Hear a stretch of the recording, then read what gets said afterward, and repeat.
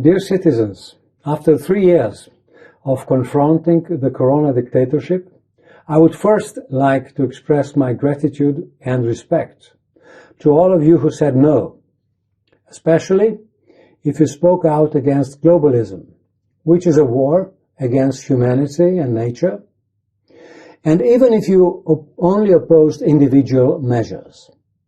Thank you on behalf of all those who have chosen to survive and succeed.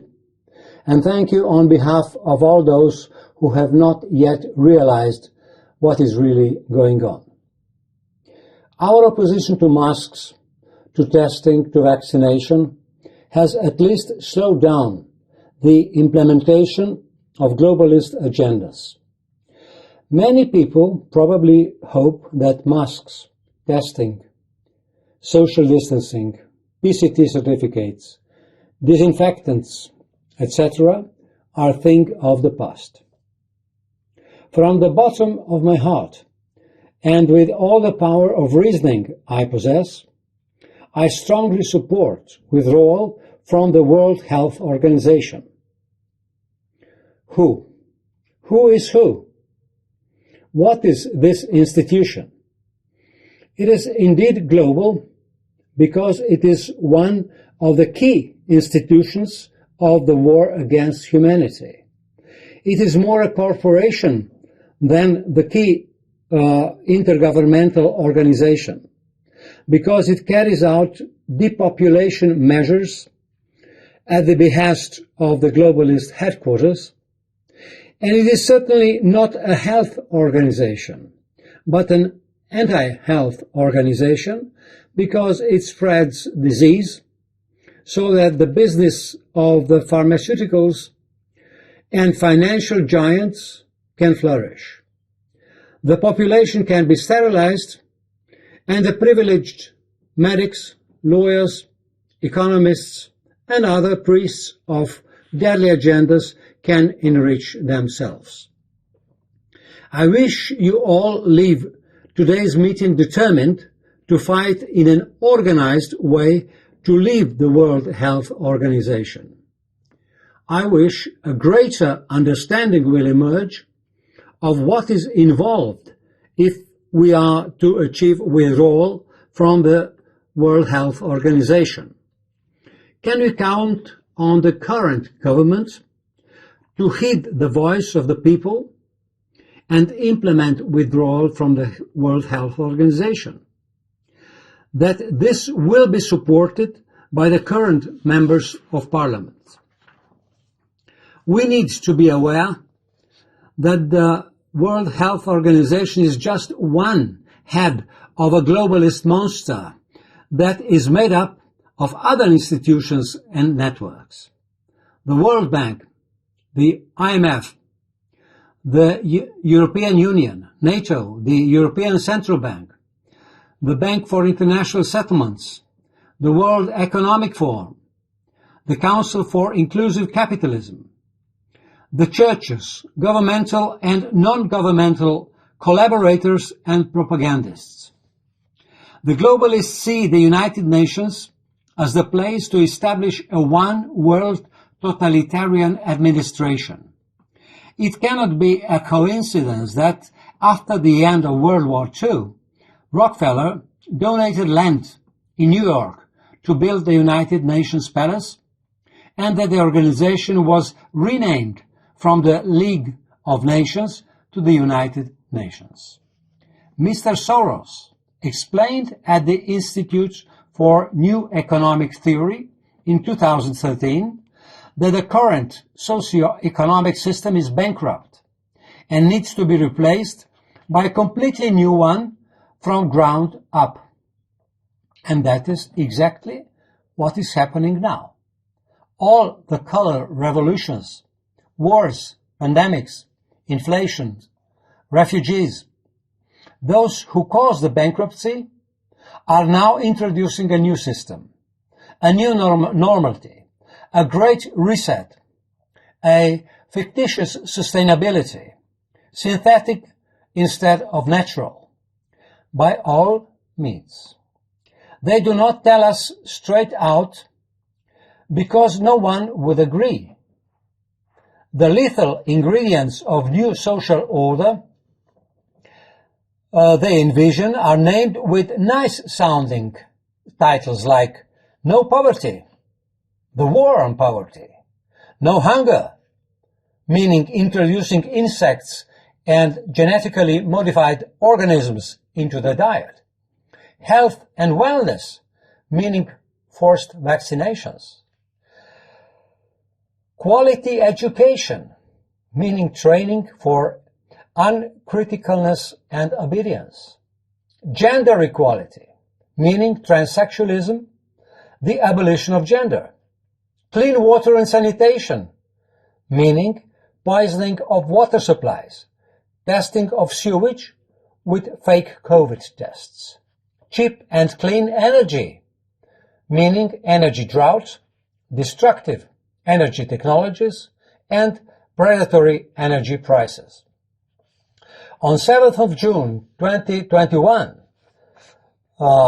nearly 2 years ago, the Reporter magazine published photos of 7 people and labeled us as an anti-vaccine cult that has grown dangerously and has Slovenia in the clutches of an epidemic.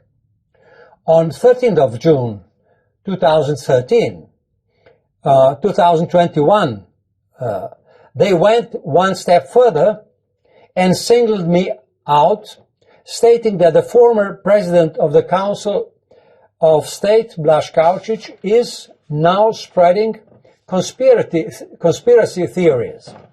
Slovenians are under attack. We are in a destructive hybrid war. So, the question before us all is, are we under attack? Are we under threat or are we not? Are the globalist plans for depopulation really a conspiracy theory or a conspiracy? If we are threatened, are the Slovenian authorities on our side? Are we in the same boat, or are the Slovenian authorities acting under orders from the globalist headquarters? Will the truth set us free? Probably not in itself.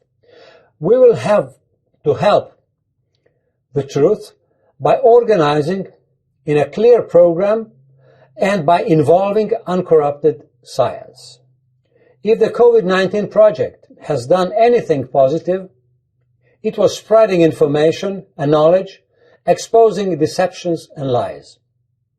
On the one hand, everything is known, but on the other hand, the alternative to globalism is working in a multitude of different directions, often with major contradictions within the alternative movements themselves. We are therefore in a situation where the globalists are organized with military precision, and the line of command and execution is working effectively. The opponents of globalism will start to win when we have formed defense and liberation committees in individual nation states. We cannot count on any global force to liberate us. In all the loudest movements of the supposed alternative, the links with the globalist center are exposed. Fighting against COVID vaccines and at the same time participating in the fourth industrial revolution is just a form of modern shepherding. Some of the recognizable signals of demagogues in globalists and supportive quasi-anti-globalist networks are the terms reimagining, reinventing, exciting, resilience, as if we have to reinvent how we want to live and work, and that this should be synthetic, artificial intelligence, and blockchain-based and exciting. A culture of hysteria over the mass-formatted population, as Matthias Desmet describes it. Those who know what is at stake are called because of their expertise to expose the fundamental lies of modern imperialism. The biggest banks have started to fail, led by the leading crypto bank, Silicon Valley Bank. The most important source of natural gas for Europe has been blown up by unknown perpetrators. The war in Ukraine is increasingly bloody. It is a globalist spectacle in which people suffer and die, and bankers profit. And there has been a direct confrontation between a US drone and a Russian aircraft. America is threatening war on China. The Chinese and the Russians are gaining support in Africa, Asia, and South America. Israel is on the brink of civil war. Saudi Arabia is turning away from the petrodollar and is allying itself with Iran. Truth and lies. To be or not to be. Can we hope that the things will settle down and return to the old normal? We can see that all the problems of the current global social crisis were already present before the corona crisis broke out, from World War I onwards. Constant wars in various parts of the world, pandemics, terrorism, inflation, poisoning of the environment, people, animals, food, widening disparities between the extremely rich and the rest. And in between, the golden years of Western capitalism from 1945 to 1970. A proof that it could be done if one wanted to. These phenomena are not unique and accidental, but a logical part of the system that controls us. The results of the study on excess mortality published by Srečko Šorli should also come as no surprise. This is not the problem of under-tested vaccines, but of the implementation of richly financed plans to exterminate humanity. The eugenicists have devised a population plan and are carrying it out with military precision. Eugenics is the doctrine of the superiority of self-proclaimed gods and is the godfather of fascism, Nazism, and neoliberalism. Marxism is also instrumentalized in the framework of globalism and with it the New Age pseudo-left. For decades, globalists have developed and promoted dogmas and in key areas of human society. The United States Empire has launched a series of preemptive wars on the pretext of defending and introducing democracy. Vietnam, Iraq, Libya, Afghanistan, Yugoslavia, Ukraine. But Sheldon Wolin, a leading American political philosopher, reveals that in the imperial center and the vassal states, we can only speak of democracy on the surface, at the level of the rituals of electoral campaigns, but in substance it is inverted totalitarianism. A functioning constitutional democracy is therefore something we have yet to achieve. 17 of the so-called Sustainable Development Goals, the Great Reset, the Fourth Industrial Revolution, are based on the assumption that carbon dioxide is harmful, while uncorrupted science reveals that carbon dioxide is the gas of life, the basis of photosynthesis, the food for plants, and it is a temperature-dependent quantity. Analysis over thousands of years shows that the current amount of carbon dioxide is at the lower limit of promoting the growth of life. There is no evidence of a long-term global trend of temperature increase. There are dilemmas about the virus, whether it is or it is not. Even within alternative movements, it is a taboo subject. But if we were to look into the translation of the Latin word virus, we might discover a subtle hidden message in the Rockefeller medical doctrine. It is a poison. And with all the poisoning the globalists are doing through glyphosate, mercury, dioxin, polychlorbiphenyl, geoengineering, chemtrails, electromagnetic radiation, mass media, a potentially pathogenic virus has little to do anymore. The fundamental dogma of modern globalism is the dogma of money. What money is and what money is not. This dogma guarantees unlimited resources for the implementation of globalist plans and for the complete subjugation of science, the arts, the economy, state and local administration. The technical form of money itself, banknotes, coins, checks, gold, silver, vouchers, electronic money, etc., is secondary. What is important and shrouded in dogma is the question of the concession to produce money.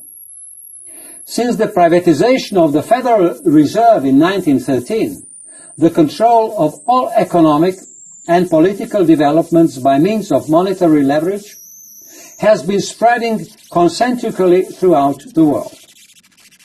From United States presidents to Gaddafi, the most important statesmen have fallen who have recognized the importance of state control of the production of money and wanted to implement it. As with the virus and carbon dioxide, there is a fundamental systemic deception about money, but it is difficult for individuals to see it and attach any real meaning to it. Even if one does, one comes to the familiar, ubiquitous conclusion. What could I do about it? The essence of this deception is that money does not create value, but on the contrary, value creates money. Money is just a receipt, but value is what we humans create and what makes our lives possible, goods and services. Heterodox political economists explain that money should be cheap social infrastructure, like post offices, water supply, sewers, roads, etc. But the social megatrend of financialization is going in the opposite direction. Instead of socializing money, the globalists are privatizing social infrastructure, and the process is continuing into the privatization of nature and life. And no, cryptocurrencies are not the solution, but one of the weapons of the globalists, like stock exchanges and universal basic income. Money should be subordinated to the nation-state, and the nation-state should be subordinated to the citizens. Down with globalism, out of World Health Organization. We want a free, sovereign country of free citizens. We want a healthy social and healthy natural environment.